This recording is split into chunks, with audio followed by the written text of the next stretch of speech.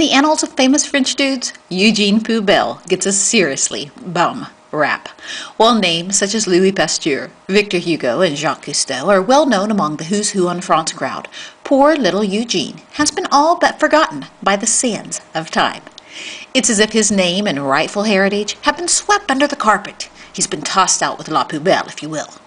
Then again, perhaps that's fitting, given that Paris might still be buried under heaping piles of rubble if it weren't for he. Eugene Poubelle is the Poubelle of Poubelle fame, and trash containers wouldn't be called Poubelle in France if it weren't for his contribution. This is the man who introduced the dustbin to Paris, and inadvertently, thanks to his efforts, les Puces de Paris, the famed French flea markets, were born. The son of a bourgeois family, Poubelle was a lawyer before becoming a diplomat, serving as the prefect of the Seine region of France.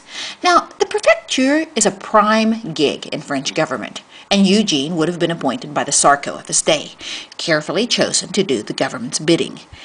As a result, Poubelle held a degree of power in France made even more significant due to the fact that at the time, much of the local administration at the Hôtel de Ville level had been largely removed from Paris. And much like E.F. Hutton, when Poubelle spoke, people listened. Today, Paris does not have a reputation as being the cleanest city in Europe, despite employing over 2,000 street sweepers and a battalion of street cleaning machines, motorcycles, and trucks. But if you think the streets of Paris are slippery with dog poo today, one can only imagine the stench that sprang from the city along the Seine at the turn of the century. On March 7, 1884, Eugene had had enough. "Ça suffit!" he cried, declaring that as a matter of public safety, owners of buildings must henceforth provide their residents not one, but a minimum of 3 covered containers, each holding between 40 to 120 liters. These boxes were to contain the household rubbish from each building in Paris. Now, Poubelle was a man ahead of his time, and he encouraged 120 years ago what even today Parisian government officials cannot achieve. He wanted the city residents to sort their trash, dividing the refuse into perishable items, paper and cloth, crockery and shells.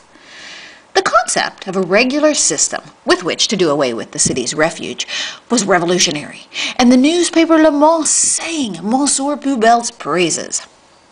The people of the great city of Paris began referring to putting out their refuge bins as putting out la poubelle. And while the city's residents were happy with this innovative new concept, not everyone was happy with the system. The landlords were outraged. Suddenly, they were expected not only to provide the bins, but then to supervise and maintain them.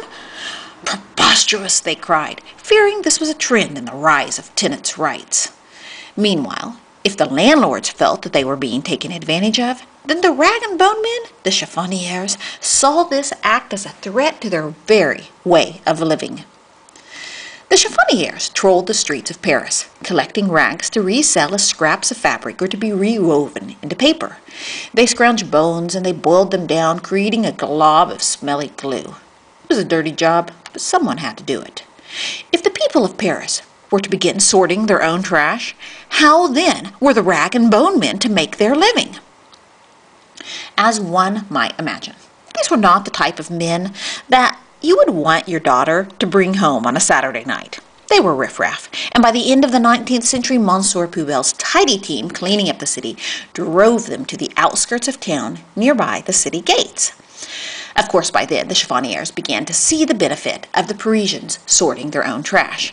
And instead of openly working during daylight hours, they stole through the city by moonlight, picking the best of the bundles. And then the next day, they would return to their post at the Porte de Clignancourt or the Porte de Vanves or Montreuil, where they set up shop in makeshift shanty towns, selling the bric-a-brac they had found in La Poubelle the night before. These moon fishermen had an eye for style, and soon these traders realized there was a benefit of grouping their wares together.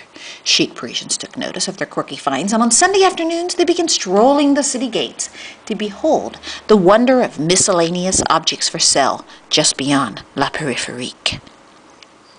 The Parisians, in their long gowns and top hats, began to see these outings as a genteel sport, sort of like fox hunting for shoppers, seeking surprises among the brocante goods. Of course, one did have to shop carefully. While the goods for sale were intriguing, there was one flaw to this plan.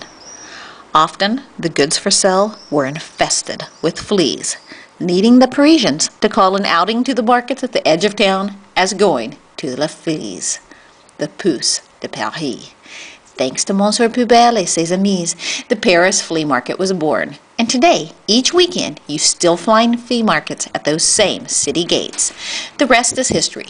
Rumor has it, the Paris flea market now boasts more visitors per year than the Eiffel Tower. As for Monsieur Poubelle, he went on to greater things. Shortly after introducing La Boîte Poubelle, he insisted that all Parisian buildings be connected directly to the sewers, much to the chagrin of the landlords, at their own expense.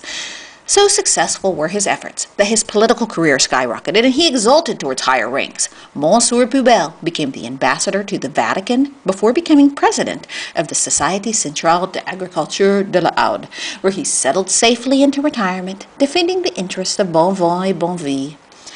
Of course, by then, Poubelle was a household name. In the Grand Dictionnaire Universal of the 19th century, the Académie Française, those gatekeepers of the French language, voted to include poubelle as a noun, making it the official word for trash cans in France. And the rest is, as they say, history.